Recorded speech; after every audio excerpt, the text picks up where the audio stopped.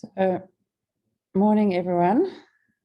On this just mindful moment of the 12th of July. No, sorry, not 12th of July, 19th of July. Got the wrong date up there. So just check-in. So last week was obviously the full moon, super moon, the closest that the moon will be to our Earth the whole year. And wasn't she beautiful, especially in the mornings, like 7 in the morning. She's spectacular. I don't know if any of you saw it. If you did, or if you only got any comments, please put them in the chat. Or yeah, she's amazing. But it's, as we've discussed, the full moon is an intense and a high energy time, and we can have big feelings and emotions can come through, which can be positive. We can feel more outgoing, we can feel more energetic, but they can also shine a light. The full moon can shine a light on areas of our lives that aren't working so well, or our more unconscious areas of our lives, and that can feel very intense. So Dr. Michael Lennox, who's an astrologer, Ellen, my aunt, who's usually on this, often forwards me some of his stuff, especially if there's something poignant. And this is what he said about this full moon last week. Because the polarity in question is Cancer Capricorn, issues of family trauma and healing childhood wounds may play a front and center role. But if that is not part of your narrative right now, this polarity is all about retreat and advance, where we use the Capricorn energy to move forward in a measured and disciplined way. Taking our desires and building them out in the world. We come home to Cancer to rest and restore, so we can go back out there and do it all over again. Whether the wounds feel like family of origin material or not, this is the full moon to consider whatever might be holding you back from climbing higher up your own personal mountains. So I just reflected, I actually reread that this morning and reflected for our family actually how spot on that was. So it's an interesting time. And I don't know whether you found it relevant to you. So now we're seeing the moon waning. The new moon is going to be on the 28th of July, which is next Thursday. And yesterday I just brought Pippa back to boarding school. And we drove down to Immortelle yesterday. And we were listening to a podcast on Sounds True. I still haven't got to the end of it quite yet. But it was called, it was on microdosing bravery. And the woman was Kristin Lee. She's actually I think she's a doctor of psychology, but she's also a stand-up comedian. It's quite an interesting combination, and it was lovely listening to her. She was talking about small bouts of bravery and of courage, of bravery, and of vulnerability.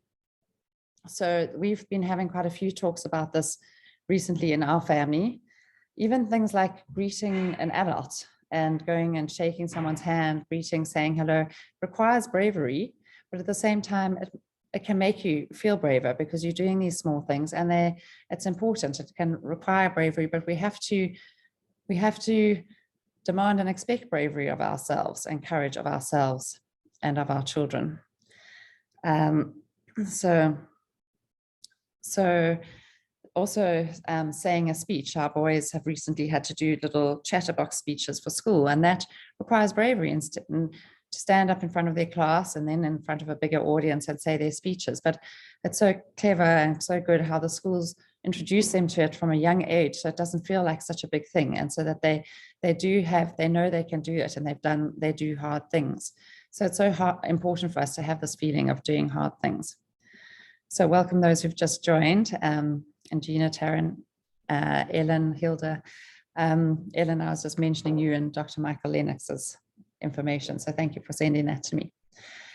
So also with Philippa's now 16, and it's a time where one doesn't like to feel vulnerable or be vulnerable, and it requires quite a lot of courage and bravery. So I mentioned last week about surfing and learning to breathe with surfing and with the wave, as a way of just becoming focused on and mindful of where she was. This was a tool that she was given by someone in St. Francis, So just breathing with the wave and focusing on her breath rather than being in our heads where we thinking about what everyone's saying, thinking about us or how they're judging us or, and feeling vulnerable. So, and now she's coming back to school and I think it's tonight or tomorrow night, they're doing ballroom dancing with the Hilton boys, which is also scary and requires a certain amount of bravery and courage. And they've had to ask a boy to the dance. They have a dance at the 6th of August. So anyway, we've been having lots of discussions about vulnerability and about bravery and courage.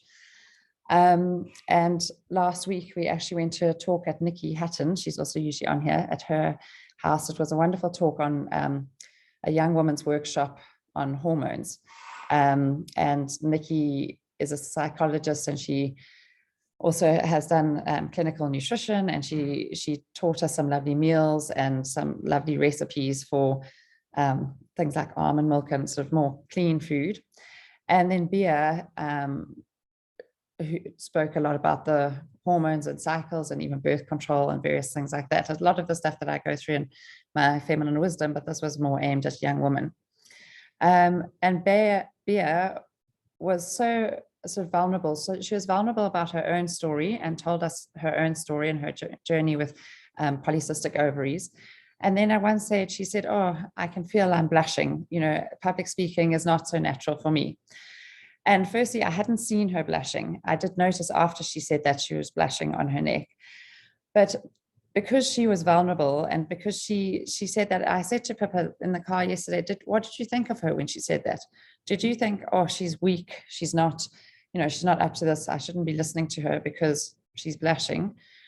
Or did you feel that, so she said, well, I didn't really think much about it, but we talked about how her being vulnerable had allowed other people to be vulnerable. And then when everyone introduced themselves and told their stories or why they were there, people were a lot more vulnerable than perhaps they might have been.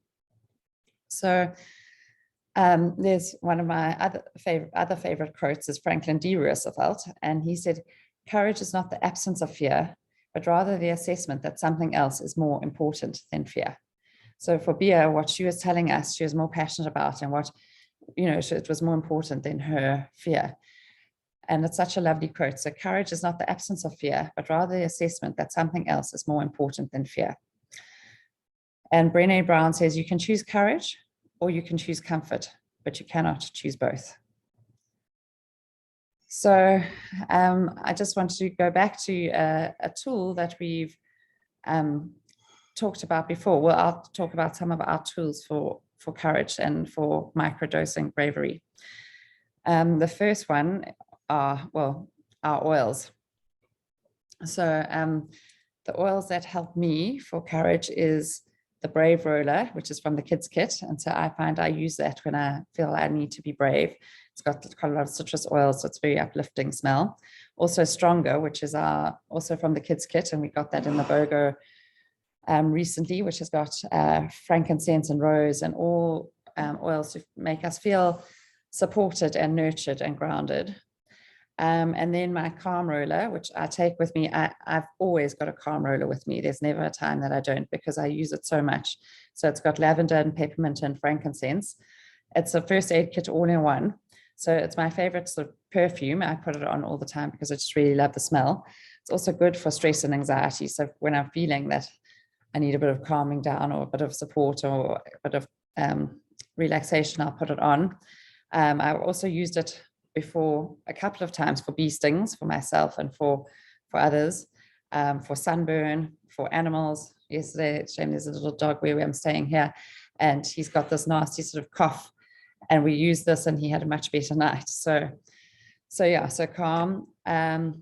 Helichrysum is the oil that the emotion of Helichrysum is from wounded to warrior, so that we often need more support. Clove and ginger are very warming oils and very strengthening, sort of internally strengthening. And they're also helpful with our boundaries with the world and our external boundaries, and our boundaries with ourselves. So juniper berry it's all about fears and nightmares and the things that keep us up at night or keep going around in our head at night. So juniper is very good for any night percolations. Spearmint is very good for speech. So if we're having to do a speech and we're feeling like we want to speak our best or speak up, spearmint is very good to put on the throat.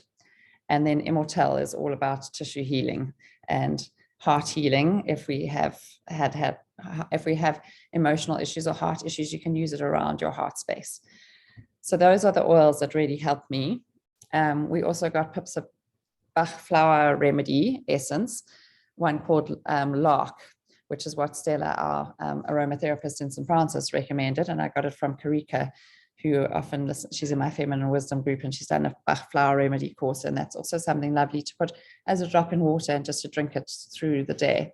And the properties of Lark are all about confidence and moving from such self-doubt to more confidence. And then breath work. One of my favorite breaths is the bunny breath. I'm going to have to come up with another name because I'm going to be teaching it to the St. John's teachers next week. And the bunny breath is lovely for kids, but we need to have a way of expressing it for ourselves. But it's a brilliant breath for anything that feels overwhelming. So when we have big emotions, when we have big fear, big pain, big anxiety, big anger, and I'll just show you how we do it. So it's for that time of like almost a sobbing sadness where we can't, if someone says, take a deep breath, it just feels so unhelpful because we can't even access a deep breath. So it's this, we go with the sob. We breathe in through our nose, or we can do it through our mouth if we're running or we're very tired. And you do 3 little sniffs, and then a long exhale, and then 3 little sniffs, and a long exhale. So you can try it with me now. So 3 little sniffs through the nose, sniff, sniff, sniff, and exhale. And sniffing. And you can do it through the mouth.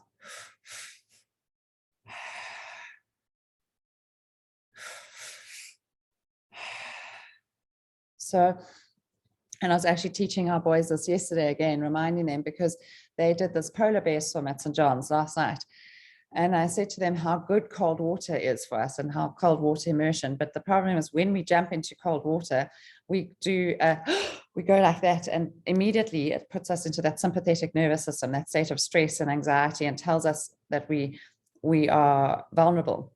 But we have to tell our bodies that we've chosen to dive into this water and that we're safe and secure and we're just doing a polar bear swim. So the best thing to do is to moderate our breath because that's how we tell our bodies. So for them to do this sniff, sniff, sniff, and then the long exhale, because the long exhale tells your body that you're safe and secure and that you can go into that and then you can relax and you can actually enjoy the swim. So I'll have to wait and hear from them. They did the swim and they did very well, but I don't know if they did the bunny breath. So so I just want to read this beautiful quote by D Roosevelt to you all again. And we had this stuck on our fridge on holiday at St. Francis for quite a long time. So I invite you to, if you've got a roller or an oil and you'd like to use it, just grab it now and use it. And if you haven't already, so you can put it on or put a drop in your hand or just smelling from a roller. And really just also always trusting your intuition to guide you on this. There's no right and wrong where oils go. And they all have emotional qualities and they can support us on many levels. And often we're surprised when we look up afterwards, like, why am I so drawn to this oil at this time? And then we read the emotional qualities. There's a lovely book that you can read, the Essential Emotions, and it can be quite spot on as to what we're needing and what's going on for us. So I invite you just to drop into yourself in this moment, to step off the worry wheel, and just to allow yourself to be in this moment. Oh, sorry, I haven't gone back to something before I do. There was another tool I want to share with you, which is about the driving seat. So let me talk to you about that first. And then, so this is something actually I learned from, I forget her name for this moment, the lady who wrote Eat, Pray, Love. And she talks about fear taking the driving seat. So when we are in a fearful feeling, when we have noticing the feelings of fear, she encourages us to name fear and make it something funny or belittling or little, so you minimize him. So I call him sometimes Frederick the Fearful. And I know when Frederick the Fearful has leapt up and he's feeling all anxious and all fearful, and he's taken the driving seat and he's taken the steering wheel of my life, because he's now trying to control it, but he's so all over the show that he just is irresponsible. And she says, you notice him and you notice and you name that Frederick the Fearful is now here. I see him. I can see he's here. And to know that fear is all of our companions. We all have feelings of fear and anxiety at times. And so to acknowledge Frederick or Fredrina or whoever, him or her, but not let her take over the driving. Just say to her, okay, I see that you're here. I see that you've joined me. You can sit in the passenger seat. You're allowed to change the music, but you can't drive.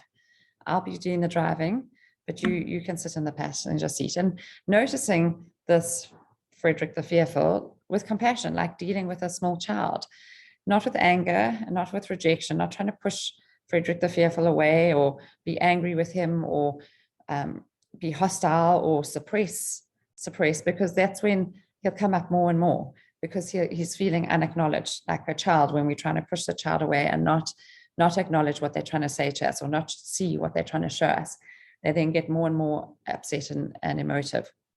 So noticing Frederick the Fearful and saying, here you are, welcoming. I can see you've joined me for this journey or this part of the journey, but now your place is in the passenger seat. And you're going to sit there and I'm going to drive, and I'll notice you and I can talk to you from time to time, but I'm going to drive. So it's quite a nice tool. So those tools are the oils, the bunny breath, and noticing and talking to Frederick the Fearful and putting Frederick the Fearful in the right place in our lives and in our car.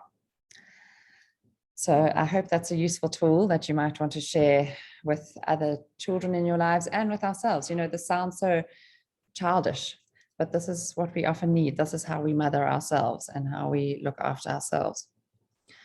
So let's take this again and invite you to drop into yourselves. We'll read the comments afterwards. Thanks, Mandy. I'd be interested. So allow yourself to just take a few breaths and feel the energy perhaps sinking to your feet, or to connecting with your cushion or your chair with the earth beneath you.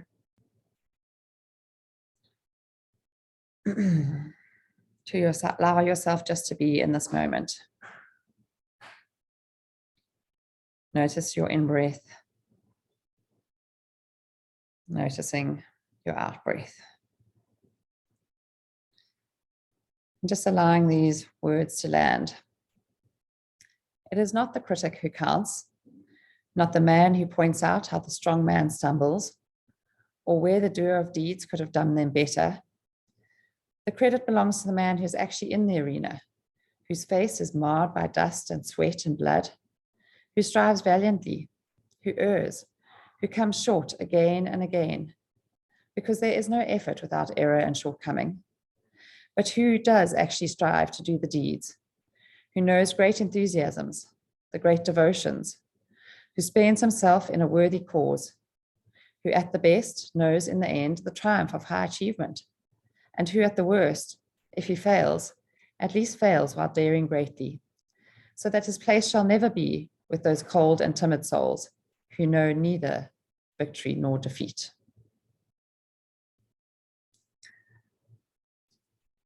So just noticing the feelings in your body, perhaps just gently scanning from the top of your head, dropping down through your face, your jaw, your neck, shoulders, down through your chest, your abdomen and spine, into your pelvic bowl, and dropping into your thighs, your legs, your knees, your calves, your ankles and your feet. Just really sensing this feeling of grounding through your feet and through your legs onto the earth, being supported by the earth beneath you. and receiving that support. Noticing this two-way relationship with the earth, both giving and receiving.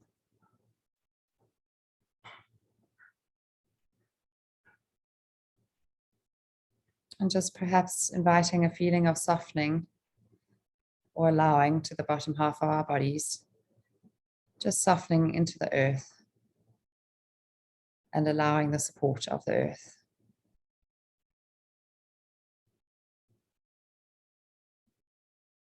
And from the space of support, allowing our spines to unfurl, just to gently lift up, reach up towards the heavens, towards the sky, this great expanse above us. So that our spines are strong, supportive, but still allowing for softness in our belly, in our chest, in our shoulders.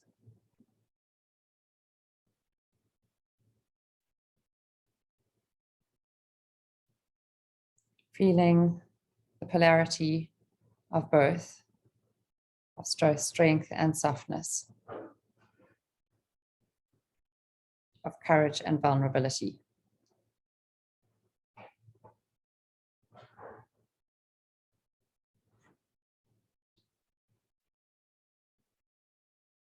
And feeling the gentle connection of our head and shoulders with the sky above us. Reaching up gently into the space. Perhaps noticing if there's a feeling of connection with the sky, with the air around us. Noticing the air on our skin.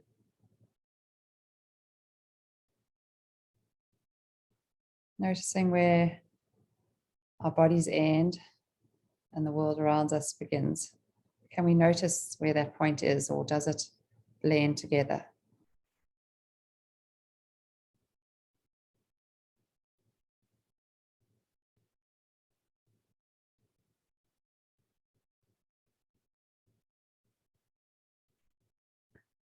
Notice the feeling of dignity,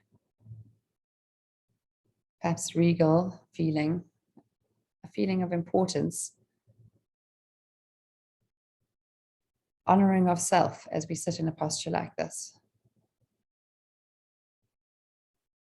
Aware of how important this moment is for us.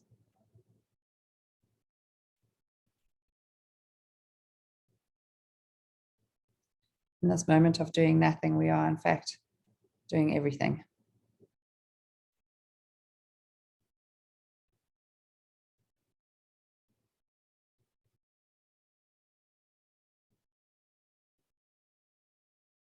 And just in these next few moments, feeling this interplay between earth and sky, strength and softness, courage, bravery, and vulnerability. Holding both in our bodies.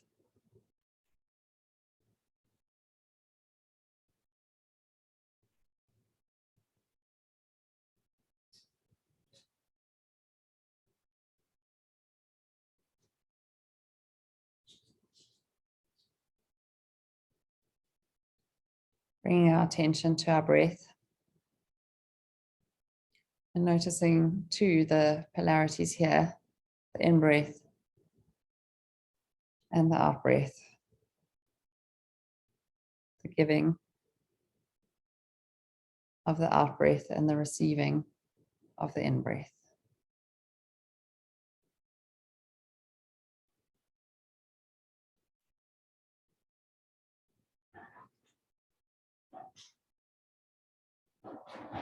The strength and the softness that lie within both of these.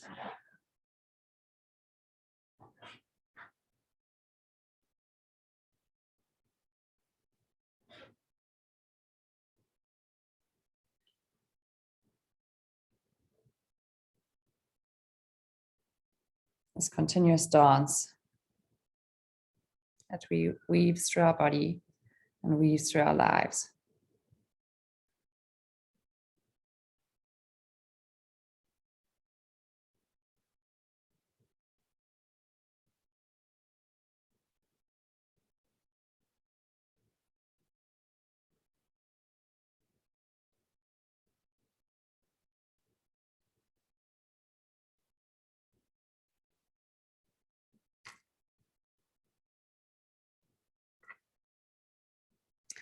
When you notice that your mind has stepped onto the worry wheel, or when Frederick the Fearful tries to leap over and wrestle for the steering wheel of your attention, or just noticing, pausing, perhaps allowing a slight smile.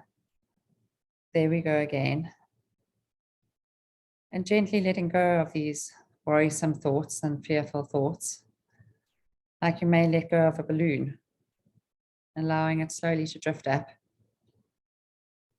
without any judgment or recrimination, without trying to fix it. Just taking a breath, softening, letting go, encouraging Frederick the Fearful back into the passenger seat.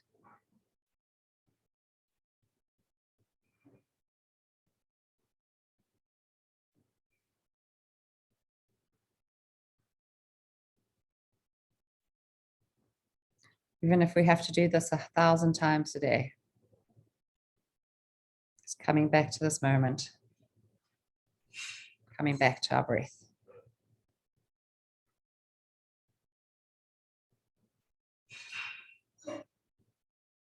And then in these final moments, just taking a deep breath in and exhaling, perhaps doing that a few times.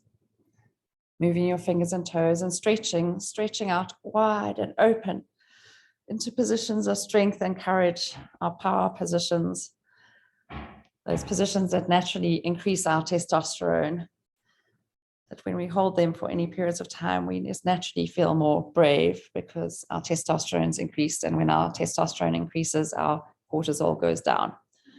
So this is why we see so many men in the boardroom sitting like this, and why anyone who wins a race puts their arms up like that, even if they're blind and they've never seen anyone else win a race. They do that naturally because this is our power pose. Thank you all. I wish you a beautiful day. Namaste. If you want to unmute and say anything or put anything in the chat. Thanks, Nicola. It was beautiful. Thank you, Ruth. So valuable. Thank you. I hope it's helpful. Ella Manga was wonderful last night. Were you on that? No, I couldn't be because I dropped Pips at school and there was a gathering for all the parents. So I couldn't say. It was very good. Was it? Very good. No, I'm so pleased. That's always soul food. I invited 2 nuns, one of whom is a good friend of mine. Oh, wow. And I just wondered if they'd come. They were in raptures about it afterwards. They phoned me. They just loved it. I love that expansiveness, you know. Well, Mum's got some beautiful quote about Yahweh and being the breath, and you know the name for God is Yahweh, and that is the sound that the breath makes. So how wonderful! Well done. Thank you for inviting him. I'm so pleased. I'm so pleased you enjoyed it. Thank you. And then Mandy's also quoted, because Mandy's she's the deputy, or she's head of the foundation phase at the Ridge, and she has a lovely program called Conscious Connection, the Connection Coach. So it's worth following her for those on Instagram. And she says the Feeling Buddies program from Conscious Discipline is transformational. So I think that links in with that Frederick the Fearful for anyone who wants to know more. Thank you all for these lovely quotes. Comments and quotes. Thank you. Bye. Have a happy day, everyone. Sending you all love. See you next week. Thank you. Bye. Thanks, love. That was lovely. Thank you. Be blessed. Let Pippa have a really good term. Thank you. And I'll chat to you later. drive safely home. No, Bye-bye. tomorrow. Okay. Okay. Bye.